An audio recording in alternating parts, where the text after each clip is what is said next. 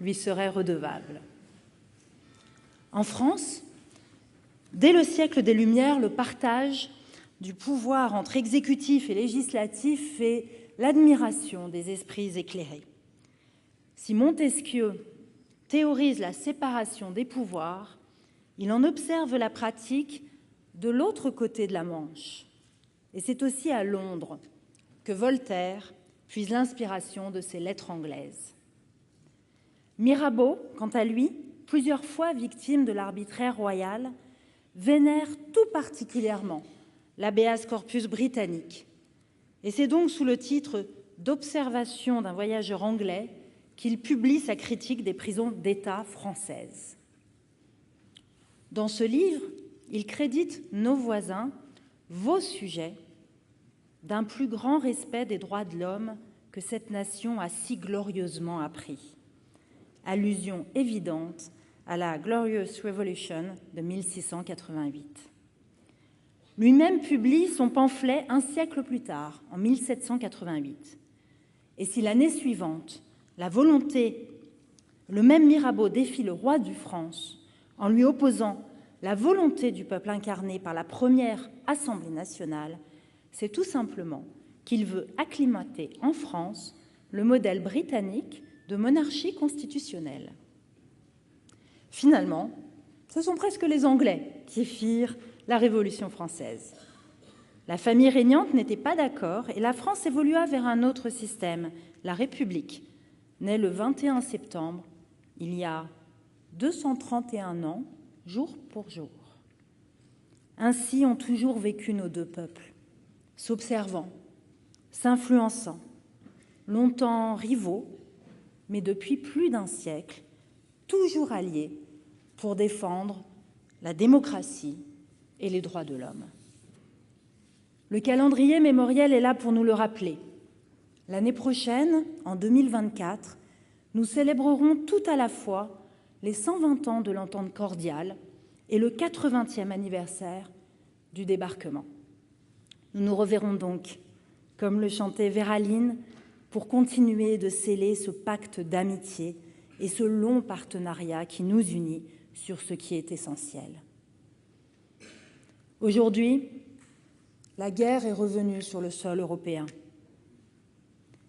Et dès lors que les valeurs les plus fondamentales se trouvent menacées par un usage illégal et illégitime de la force, nos deux pays se retrouvent une fois de plus du même côté, celui du droit international et du respect des droits de l'homme. Deux membres permanents du Conseil de sécurité des Nations Unies, deux membres de l'OTAN, deux démocraties d'influence capables de s'entendre. Cela compte dans un monde en proie aux tentatives de déstabilisation et de désinformation. Enfin, en tant que femme, première présidente d'une assemblée parlementaire française, je voudrais saluer la mémoire de ces femmes qui, plutôt qu'en France, ont su faire évoluer les mentalités pour que soient reconnus les mêmes droits aux deux moitiés du genre humain. J'aurais donc une pensée pour ces suffragettes anglaises qui obtinrent gain de cause dès 1918. Et je veux croire que c'est en observant les femmes britanniques, leur engagement, leur civisme dans les épreuves de la guerre et du Blitz, que le général de Gaulle signa l'ordonnance du 21 avril 1944, qui rendit enfin les Françaises électrices et éligibles.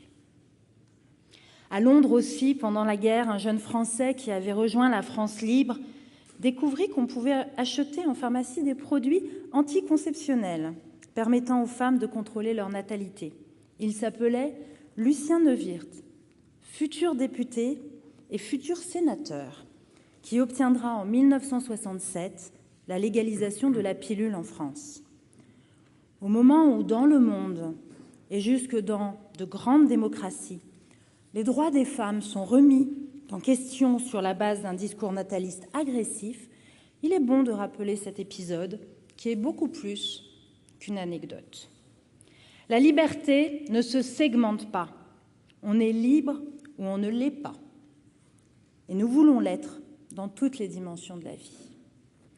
Sire, nos deux démocraties continueront d'avancer ainsi vers notre idéal commun de liberté et de respect de la personne humaine. Chacune à son pas, chacune à sa manière, mais toujours main dans la main quand il faut être ferme. Ainsi, je sais qu'ensemble, nous avancerons et ferons avancer le monde sur la préservation de l'environnement et de la biodiversité, cause pour laquelle nous savons votre investissement personnel depuis votre jeunesse. Sur cet enjeu majeur, sur cette grande question du millénaire, Marianne et Britannia resteront deux sœurs. Comme le déclara Winston Churchill à la Chambre des communes, le Tout-Puissant, dans son infinie sagesse, n'a pas jugé bon de créer les Français à l'image des Anglais. Et il disait aussi, la France et la Grande-Bretagne ont trouvé le chemin de la liberté par des voies bien différentes. Mais tant qu'elles feront cause commune, il sera bien dangereux de les provoquer et bien difficile de les abattre. Sire, il est impossible en quelques minutes de résumer des siècles de voisinage et de partenariats multiples. Mais je sais que nous nous comprenons pour continuer à faire ainsi cause commune. Nos deux pays, qui se sont mis d'accord pour restaurer et entretenir la tapisserie de Bayeux, sauront donner une suite enthousiasmante à cette première bande dessinée de l'histoire. C'est tout le sens de votre visite. Et c'est pourquoi je suis fière et heureuse de vous dire, au nom de la représentation nationale, bienvenue en France.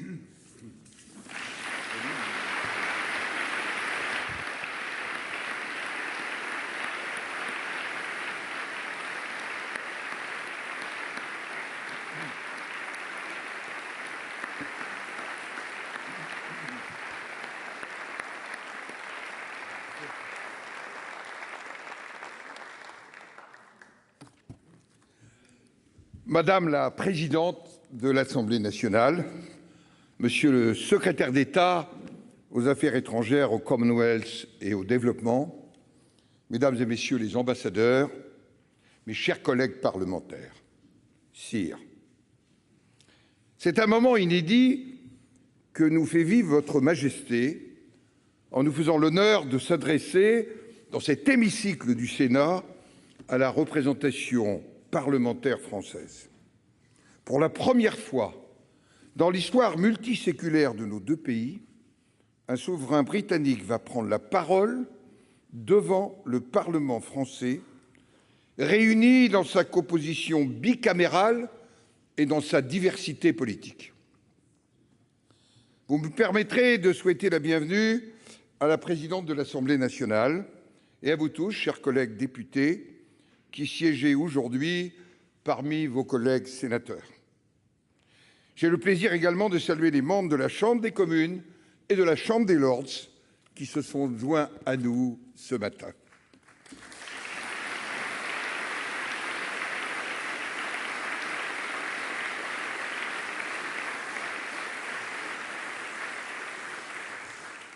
Vous avez tenu, sire, à réserver au Parlement français le discours public que vous prononcerez dans votre visite d'État.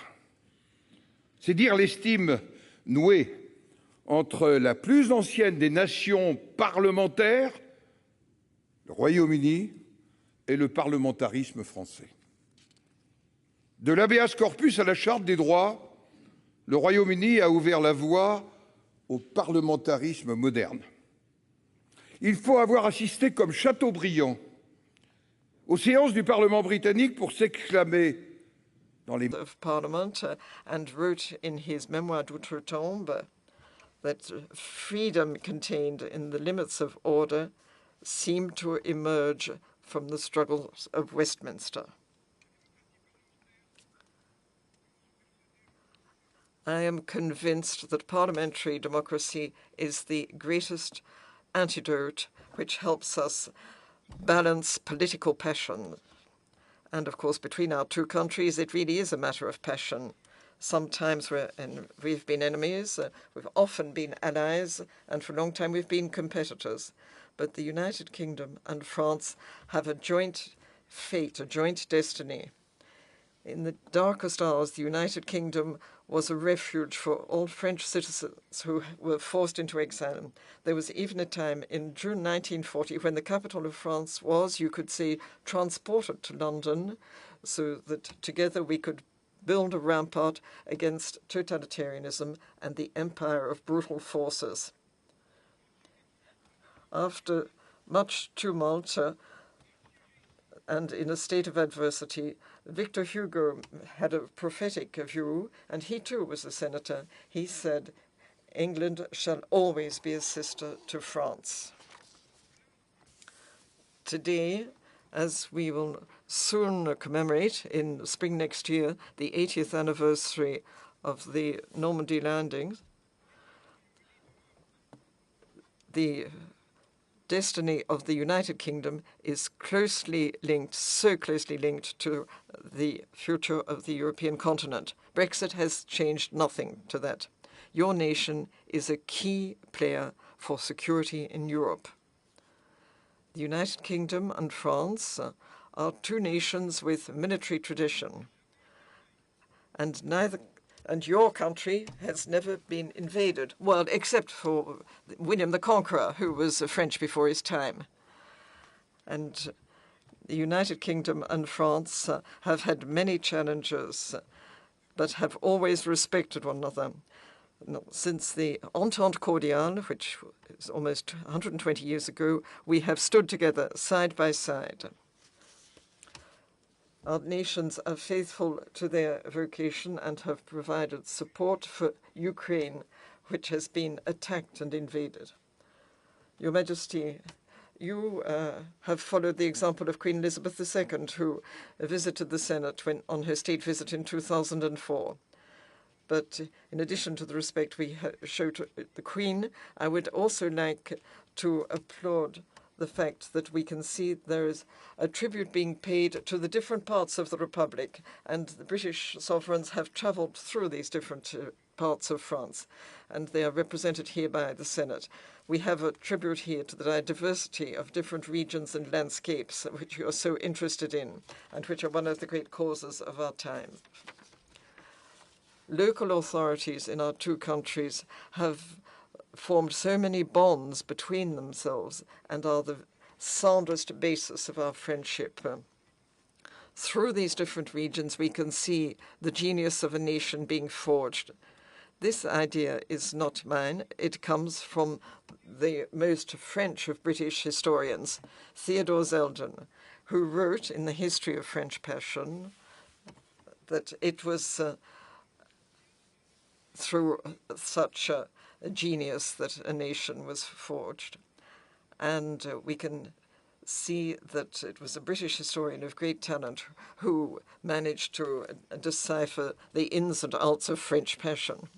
Your Majesty, there are very few European countries that, like the United Kingdom and France, have managed to maintain the same aspiration to see the world as an overall entity and to have links built on solidarity with the weakest countries. We can observe that with greater divides between North and South, this only serves ambitions for power, and neocolonialism is the practice of predatory states and not of the colonizing powers of the past. Repentance is an arm and must not divide. France and the United Kingdom have the means to offer a different horizon with different approaches and safety. The time has come to bring together the great families of the Commonwealth and of Francophone countries so that we can forge our ambition with the common language or common languages. Now we can see what Winston Churchill said. The more you make progress in French, the more you understand my English. And I must say that that suits me very well, given my level of English.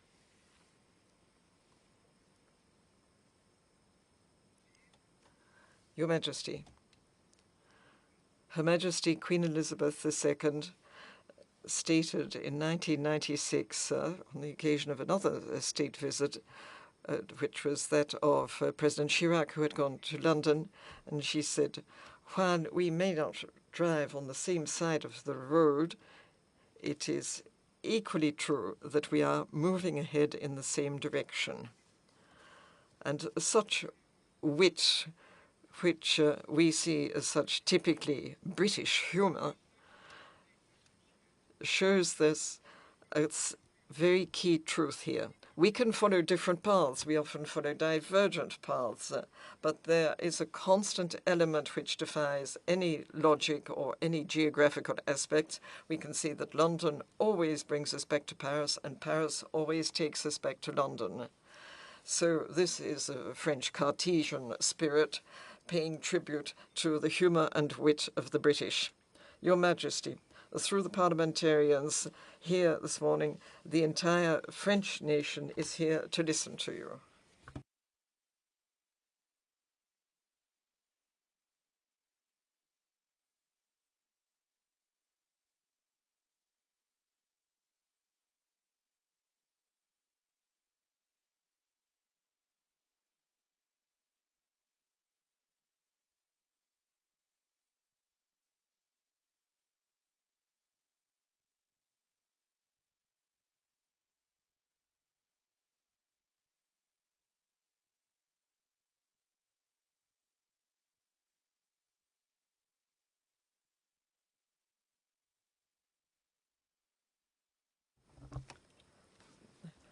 President of the Senate, Speaker of the Lower House, dear Senators, dear members of the Lower House,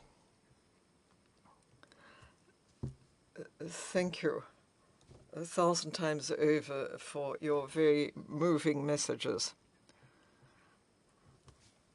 I am flattered to have been invited here by the presidents of the two chambers to speak here at this illustrious setting, which can be seen as the upper house of French Parliament since 1789. I am well aware that I am visiting before the official resumption of the two sessions of Parliament, so I must apologize to have interrupted your holidays.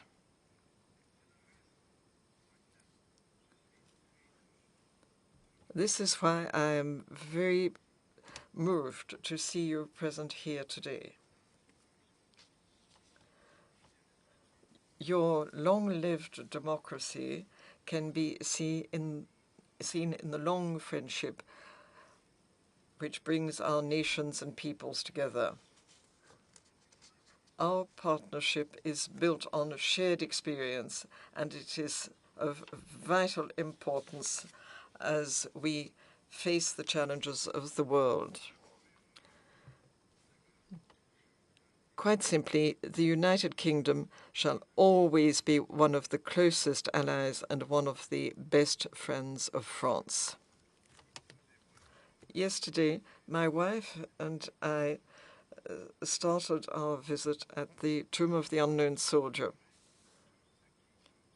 There we commemorated all those who died to defend the freedom which is so dear to our two countries. In the heart of this great nation, we paid silent tribute, standing together in solidarity, side by side with you, as our country stood side by side so often in the past.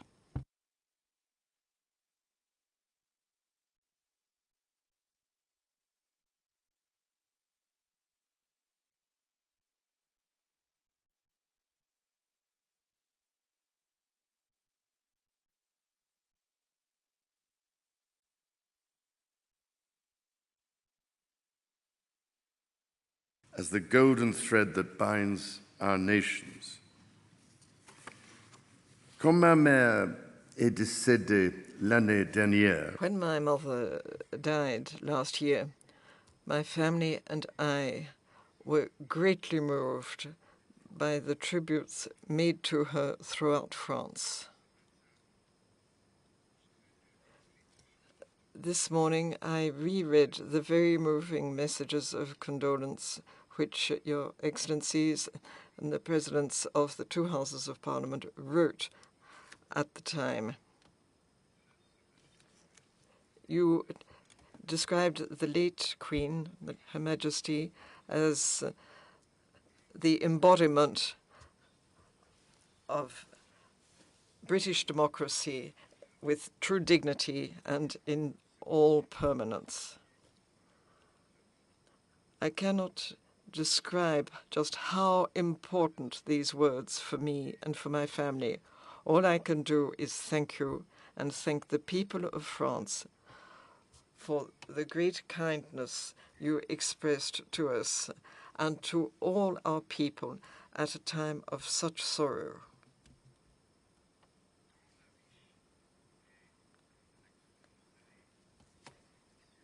In the rich and complex tapestry of the relationship between France and the United Kingdom, the golden thread which my mother was shall always shine forth. I wish for her to continue to provide us with inspiration to weave further bonds between our two countries with determination, with hope, and with love.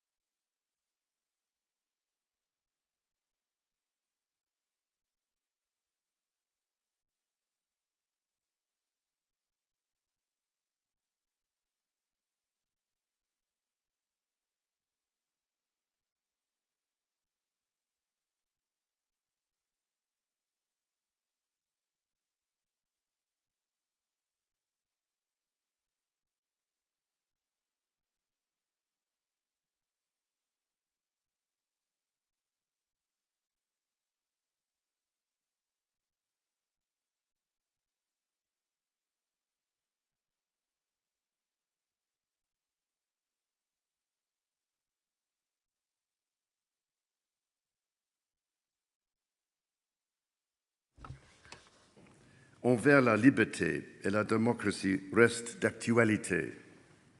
Aujourd'hui, nos forces armées s'entraînent ensemble au sein de la force expéditionnaire conjointe franco-britannique, se déploient ensemble avec les troupes de maintien de la paix de l'ONU et par le Conseil de sécurité de l'ONU, le G7 et l'OTAN, assument ensemble une responsabilité jointe pour la sécurité européenne et mondiale.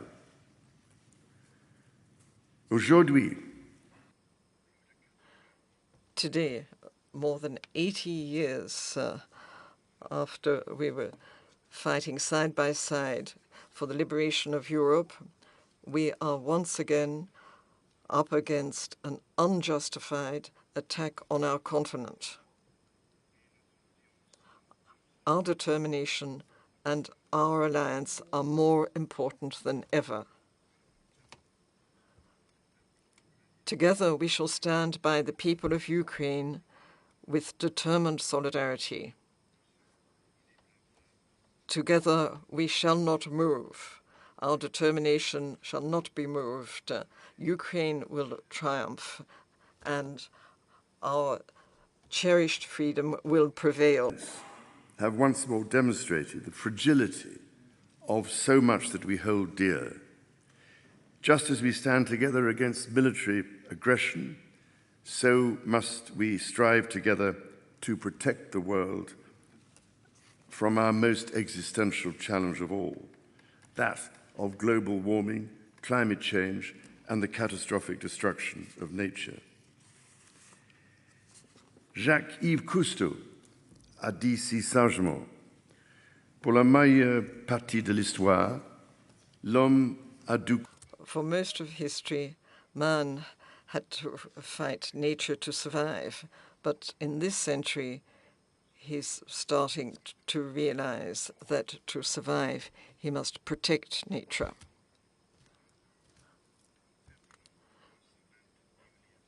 This vision is even more relevant now in the 21st century. Despite the extent and severity of the challenges our planet is confronted with, it is encouraging to see that measures taken by our governments and citizens, and increasingly by the private sector, have been taken. I think that for a long time now, we can see that our companies have been playing an essential role, working in partnership and in harmony with our governments and our people. And they have invested billions to develop solutions which will make it possible to have a successful transition towards a sustainable world.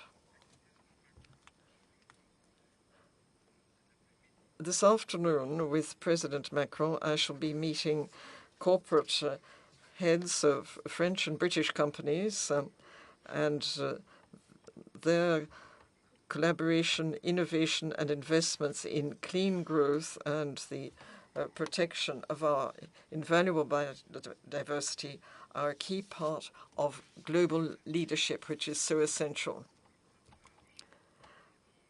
I have been thinking about the opportunities that we have between members of the Commonwealth and the International Organization for Francophonie. I sincerely hope that there will be opportunities for future collaboration. For example, we could find a way of having greater cooperation for sustainable development. Our two governments are working in partnership to address so many global challenges. And yet, as ever, it is our people who are the true driving force of our relationship. Our friendship and warm familiarity are fortified by each new connection between us. It is renewed by each newfound joy in the culture of the other, and each reminder of how much we share. Millions of us visit each other's countries every year, a joy that we are now rediscovering after the disruption wrought by the pandemic. Tens of thousands of British rugby fans are currently following their national team around France, enjoying the fantastic spectacle of the Rugby World Cup. My son and daughter-in-law among them. Even when our national teams are drawn up on opposite ends of the pitch, they do so with mutual admiration and a shared commitment to the rules of the game, on which I will say only pas de coup bas et que le meilleur gagne.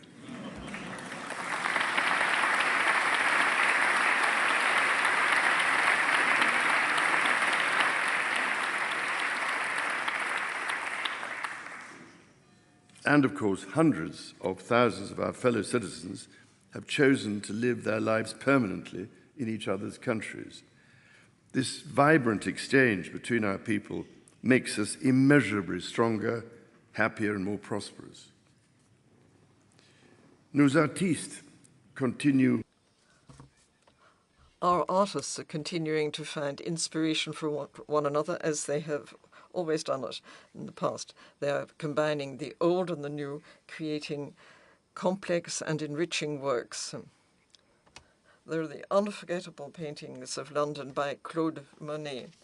The London fog, which was such a source of fascination for French visitors. Some of the earliest examples, and we can see more recent examples with the iPad works by David Hockney, where he has the changing landscapes in Normandy.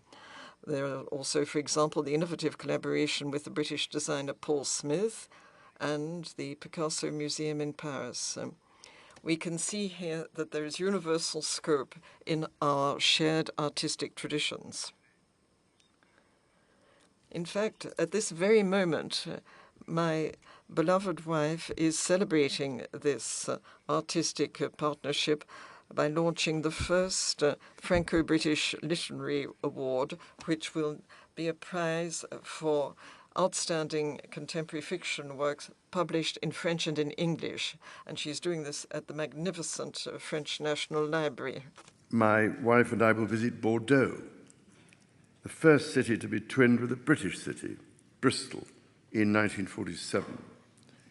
This shared link is just one of a countless number of connections between our towns and cities, our communities, our businesses, and our educational establishments. It is our people, through all that they do together, who are writing each new chapter of our history, so that a more secure, more prosperous world might be the inheritance of the next generation. Our young people must, therefore, be at the heart of our shared endeavors. Ce matin, je me réjouis. This morning, I'm pleased to see young people from the 19th arrondissement in Paris and Saint-Denis who have received support for starting professional work, and this is done through initiatives with clubs and different organizations. When we support our young people, we are investing in our future, and there will be many and many a return on this investment. President, Madam Speaker, senators, members of the lower house. Just under 120 years ago, my great-great-grandfather, King Edward VII, gave a commitment on behalf of the United Kingdom for the Entente Cordiale, the links between our two countries. We could say that this link was sanctified by the extraordinary sacrifices of the past century and has been enhanced with each example of our joint work and vision. It is now in our hands. It has been passed on with great pride from father to daughter, from mother to son, as it has been through the different generations of my own family. For the time that I shall be granted to rule as king, I give a commitment to do everything I can, everything in my power, to strengthen the essential relationship between the United Kingdom and France. And today, I would urge you to join me in this effort. Together, our potential is boundless. That is why we must cherish and maintain our Entente Cordiale. We must renew it for future generations so that it becomes, as I would suggest, it also becomes an entente for sustainability, so that we can have a more effective response to the emergency situation for climate and biodiversity around the world. We have a commitment to one another's and a commitment to the values which we share with such pride. It is a commitment inspired by the example of the past and which we are encouraged us to take on the huge challenges of the world around us now. as neighbors, as friends, as partners, and as allies. There is no challenge that we cannot take on, as we have taken on challenges so often in the past. Let us move ahead with hope and courage, and let us do it together. Thank you.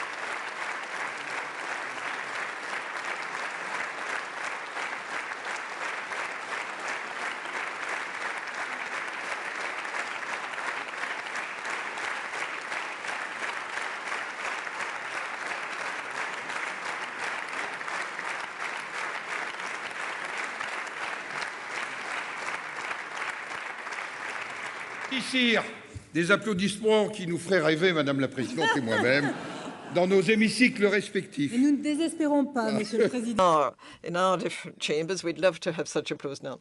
Now, members of Parliament, please remain here while the Speaker of the Lower House and I accompany His Majesty, and we would like to thank him for being here this morning with the members of the Lower House and the senators here together in the chamber of the Senate. Thank you, Your Majesty.